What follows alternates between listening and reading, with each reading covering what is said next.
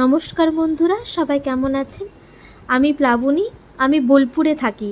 তো বোলপুরে মকরমপুরে আমাদের এখানে কেদারনাথ হয়েছে, এই নতুন তৈরি হয়েছে, কিছুদিন আগেই সেটা উদযাপন হয়েছে। তাই আপনাদের সাথে শেয়ার না করে পারলাম না। তো অবশ্যই জানাবেন ভিডিওটা কেমন হয়েছে।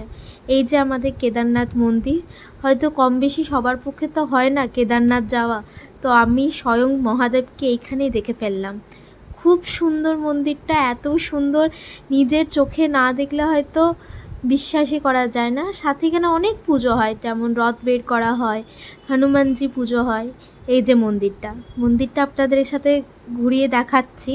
খুব সুন্দর, পাশে একটা গার্ডেনের মতন জায়গা আছে, খুব সুন্দর। এই যে দেখছেন, এই যে এটা আমাদের রাধাকৃষ্ণের মন্দির, সেখানে জগন্নাথ বাবাও আছে।